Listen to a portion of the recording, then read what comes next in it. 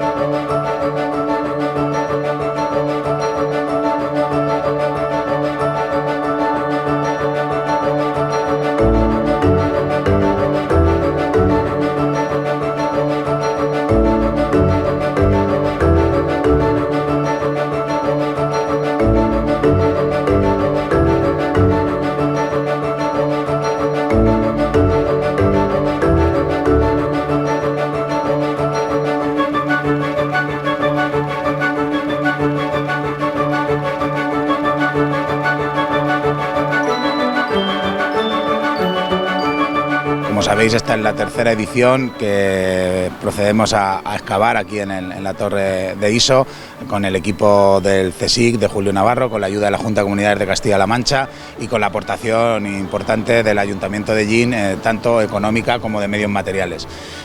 Nosotros, como siempre, desde estos 3 años, desde que empezamos con este proyecto, pues ponemos a disposición del equipo del CSIC y de Julio Navarro, que ahora os contará pues lo que han averiguado a lo largo de este proceso de excavación, pues los medios de que disponemos, y les facilitamos en la medida de lo posible pues la actuación sobre la torre. El agradecimiento es indiscutible, el apoyo que están dando no solamente desde el punto de vista económico, sino logístico, en todos los aspectos, y sobre todo que el equipo del CSIC se encuentra feliz en Ellín. Es decir, eso no siempre es fácil encontrarlo con las administraciones que te tratas. De igual manera, agradecer a la Junta de Castilla-La Mancha, que anualmente hace una convocatoria de ayudas a las excavaciones arqueológicas, y que hace que Castilla-La Mancha sea una zona especialmente relevante en intervenciones, porque existen estas convocatorias, y esto no es tan normal como podría parecer.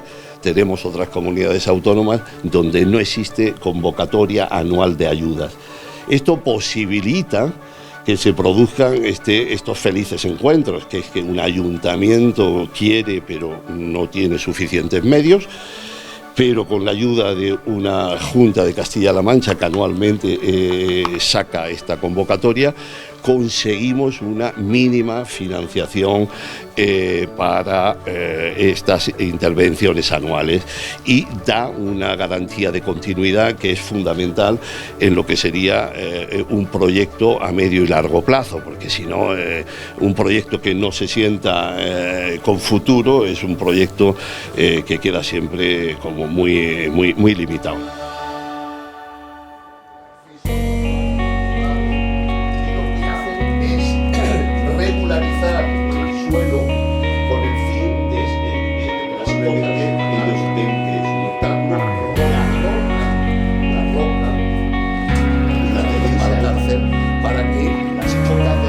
Aquí la roca, que sería el basamento natural que permite que el umbral lo tengamos aquí, y esto es lo que se rebaja en el momento que se convierte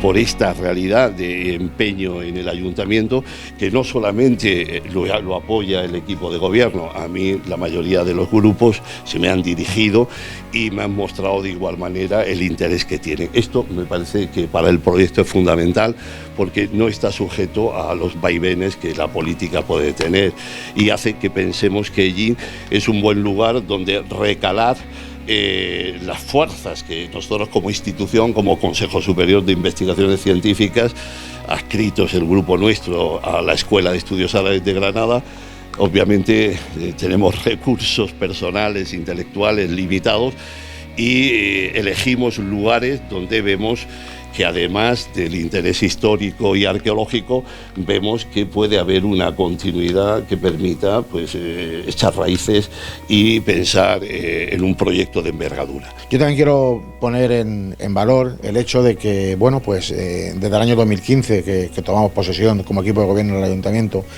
nuestros objetivos, o uno de nuestros objetivos principales era recuperar el patrimonio que tenemos en Ellín. Un patrimonio que no solamente se sustenta en Ellín, en su casco antiguo o en su castillo, sino que también lo tenemos distribuido en nuestras pedanías, el Tolmo de Vinatela, las pinturas rupestres, el poblado de los Almadenes, la Torre de Iso y últimamente también que hemos empezado a excavar en Agra, en Loma Eugenia, ¿no? Yo creo que ahí demostramos que este equipo de gobierno trabaja por su patrimonio y que es importante que obviamente sepamos cuáles son nuestros orígenes en todos los sentidos, ¿no? No quiero que esto parezca que está todo conseguido, porque la investigación se ha puesto en marcha. Yo creo que esto que compete al grupo del CSIC es la responsabilidad nuestra como institución científica. Creo que está marchando bien porque el yacimiento además es especialmente generoso y ya diré por qué. Pero no quisiera dar la idea de que lo hemos ya conseguido, porque la investigación está también en función de la recuperación de unos monumentos que, como todos vemos, requiere unas inversiones económicas muy importantes y unos planes de proyectos, de elaborar proyectos para la recuperación. Yo sé que el ayuntamiento en general y todos los grupos están interesados, pero yo creo que tendríamos que comprometernos todos en empezar ya a tomar medidas para la consolidación y por lo tanto quizás ese sería el aspecto en este momento menos desarrollado. Este año podemos llamarlo Ellín Municipio Arqueológico 2022 porque estamos trabajando en todos estos yacimientos. Hace unos días que empezaba también la excavación en el Tolmo de Vinatela, que también tendréis oportunidad de visitarla en su momento, y estamos pendientes de que vengan también a hacer o que empiecen los trabajos de prospección más que de excavación en el castillo. Yo creo que es importante que pongamos en el escaparate todos estos bienes de interés cultural que tenemos, todos estos bienes patrimoniales que tenemos y que la investigación pues nos lleve a donde nos quiera llevar, que ahora nos contará Julio qué es lo que han avanzado a lo largo de este periodo. Muchas gracias por asistir y invitaros también a los ellineros en que seguramente la semana que viene pues tendremos algún tipo de jornada de puertas abiertas donde puedan visitar la excavación.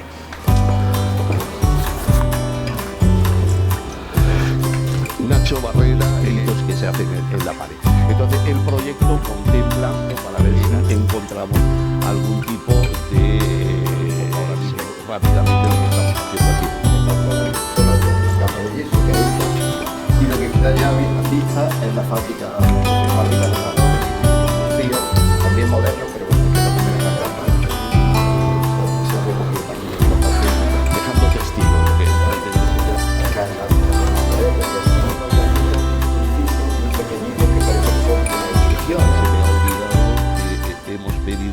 resumiendo, podríamos decir que lo más relevante de esta campaña ha sido ya consolidar ciertas conquistas de conocimiento. Primera, estamos ante una fortaleza de fundación andalusí. Esta zona en la que estamos, que es la gran reforma posconquista, la reforma cristiana, pues siempre, aunque estaba identificado esto claramente como zona cristiana, se podía haber alguna duda de si lo otro era andalusí o no.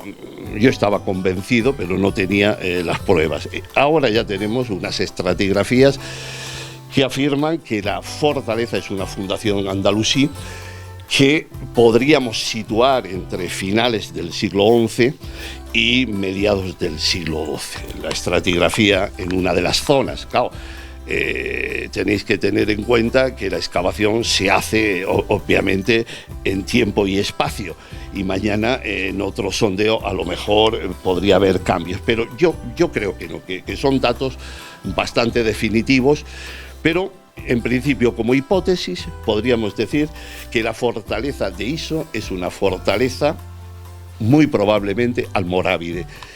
Es interesante esta fecha, ¿por qué? Porque estamos en ese horizonte donde Toledo ha sido conquistado en 1085, donde la amenaza cristiana es muy fuerte, donde las incursiones cristianas en toda la zona de Valencia y Murcia, el asedio y toma de Aledo, y hace que se perciba muy fuertemente en los territorios musulmanes de Al-Ándalus que la amenaza cristiana es muy seria. Insisto que la conquista de Toledo en 1085 es un hito tremendo para la comunidad musulmana de Al-Ándalus, porque es una de las grandes ciudades que caen en manos cristianas, cosa que a la inversa el mundo cristiano celebra la conquista de Toledo como capital visigoda. La importancia histórica de esa toma no es necesario subrayarla. Esto hace que en este periodo se intensifiquen las respuestas que pasan por la fortificación, fortificar. Yo creo que a todos siempre nos llamó la atención qué hace una fortaleza en el llano y a una cercanía del lugar fortificado como es Sellín.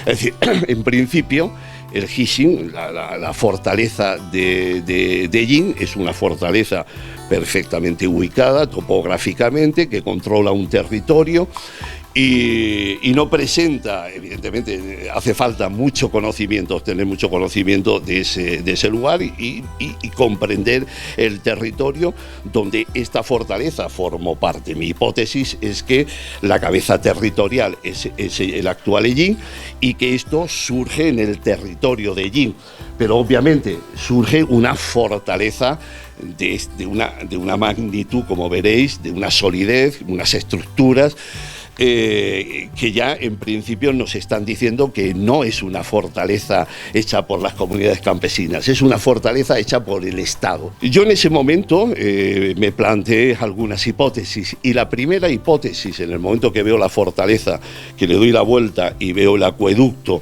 y veo el espacio irrigado, es que obviamente esta fortaleza, que es un lugar defendido, no cabe duda, pero no había por qué entenderla como un lugar castrense, sino que había que explicar por qué. Una de las hipótesis que manejé en su momento es que estuviéramos ante una residencia de las élites con una finca, con la explotación de una gran finca. En este momento yo ya esa hipótesis inicial no la mantengo, porque la realidad de la excavación, insisto, es una fortaleza andalusí, es una fortaleza estatal, y en una zona en concreto ha salido todo un conjunto de silos.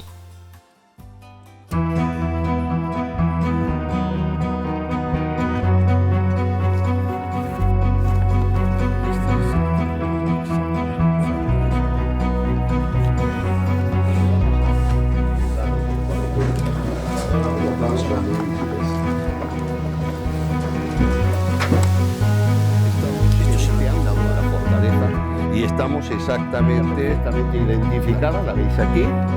Aquí tenemos la muralla, no os mováis, esta es la muralla final.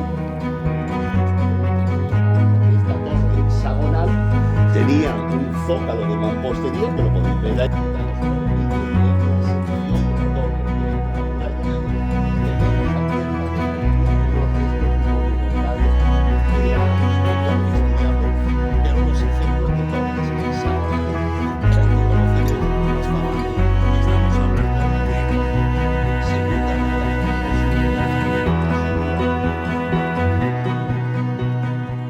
Yo creo que estamos ante un siglo del Estado musulmán.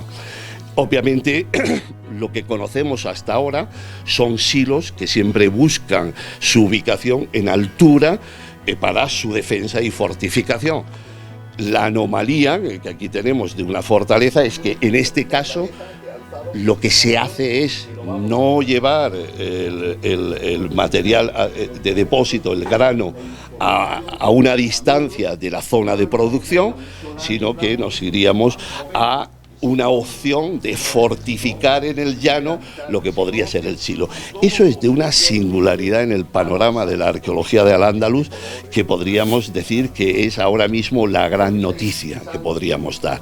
Tenemos en Iso el primer silo fortificado en llano, que de lo poco que se conoce incluso en altura. Es un tema de la arqueología y de la historia de Al-Ándalus apenas conocido.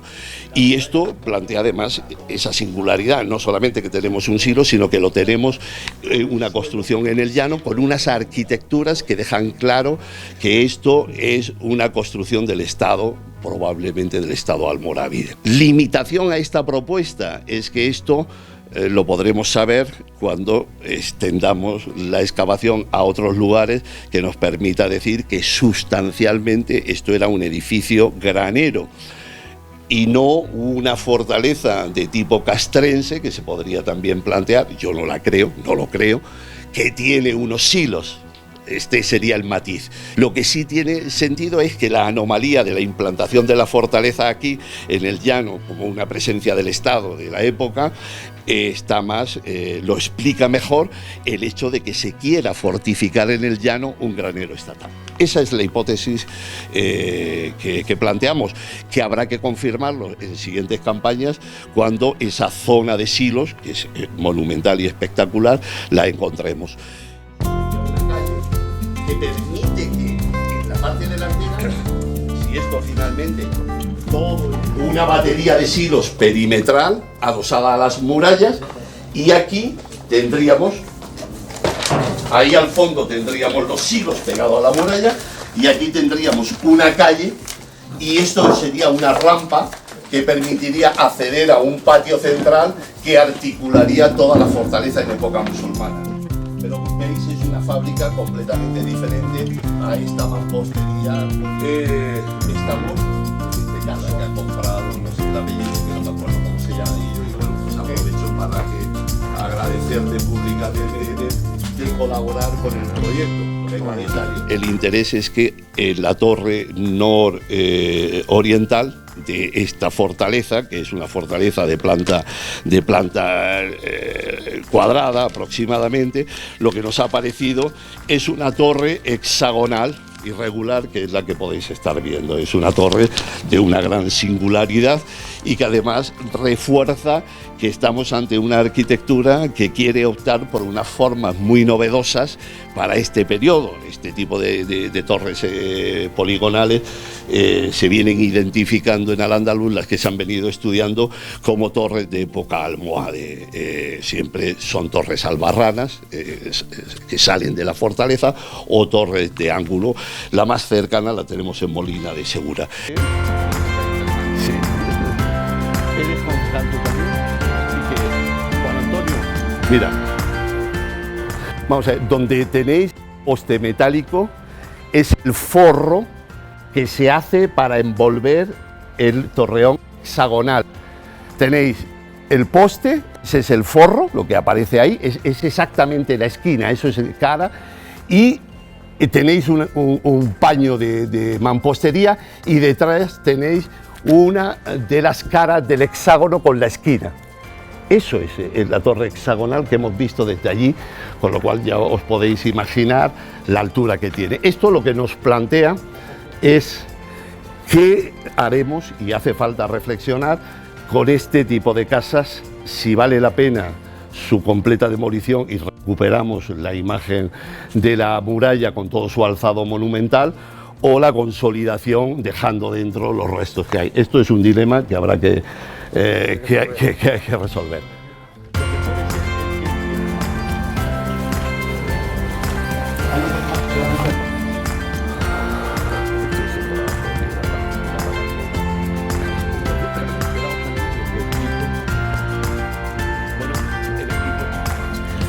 Entonces, aquí tenéis el suelo del último momento de vivienda. Esta es la base rocosa natural, Esto es lo que cuando se hace la fortaleza se recorta. Esto corresponde a ese basamento de roca forrado, y ahí arriba, a medio metro, tenéis la muralla que ya os he enseñado allí de mampostería. Y esto que estáis viendo aquí es el forro que se construyó. Por lo tanto, y eso es un quiebro o una torre, que todavía no lo sabemos. Por lo tanto, la fase primera constructiva es la muela forrada con una solución de media caña que permite que a 40-50 centímetros se alzara la muralla construida, tanto por un lado como otro. El efecto desde fuera, obviamente, es que esto era la muralla original.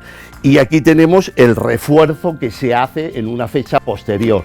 Las casas, cuando se adosan en el siglo XVII-XVIII extramuros, como les queda poco espacio y hay un camino, primero se comen el forro, van trabajando y llegan comiendo. Esta es la cara, el forro lo dejan por aquí, y como les hace más falta espacio, van metiéndose y hacen estas cavidades trogloditas, ganando espacio.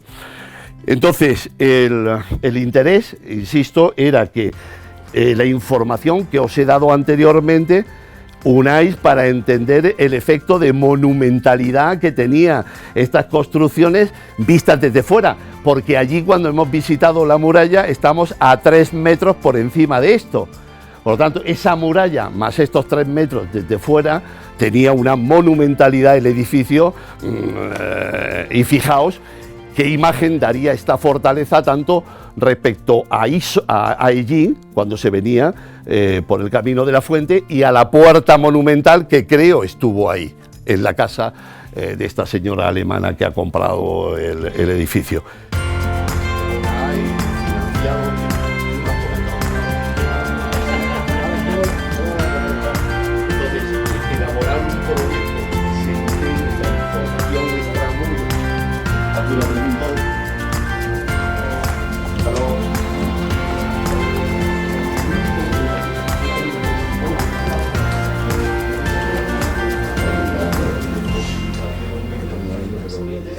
Esta torre hexagonal, que la veremos en parte arrasada, es quizás la pieza arquitectónica más novedosa que vamos a poder aportar como hallazgo y como identificación.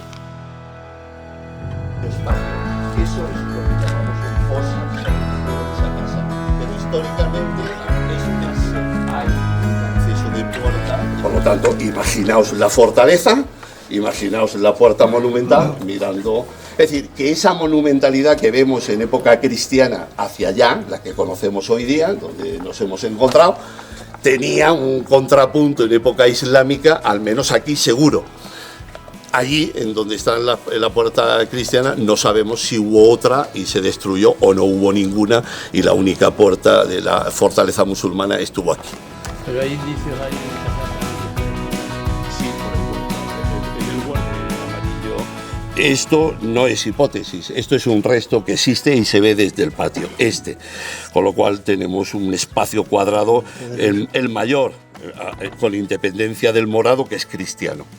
Esto, para que veáis escala, es la torre hexagonal con un forro que da este cuadrado, pero fijaos ya esto. Esto es suficiente para pensar que aquí hay un espacio específico con un desarrollo en planta que, junto a este indicio, me hace pensar que la puerta monumental, pero esto ahora mismo es una hipótesis. El año que viene, si conseguimos excavar en una zona que tengo previsto y me deja, pues ya os diré, he encontrado la puerta de época musulmana. El compromiso para los próximos ejercicios, bueno, pues yo puedo hablar del año que viene y sí puedo adelantar que en el anteproyecto de presupuestos que ya estamos elaborando para el ejercicio 2023, pues las partidas en cuanto a excavaciones y colaboraciones, en este caso pues con el CSIC o con la Universidad de Alicante, esos convenios van a seguir vivos y vamos a seguir trabajando en la línea de seguir excavando, de seguir intentando encontrar, como digo, cuáles serán esos orígenes de los sellineros, ¿no?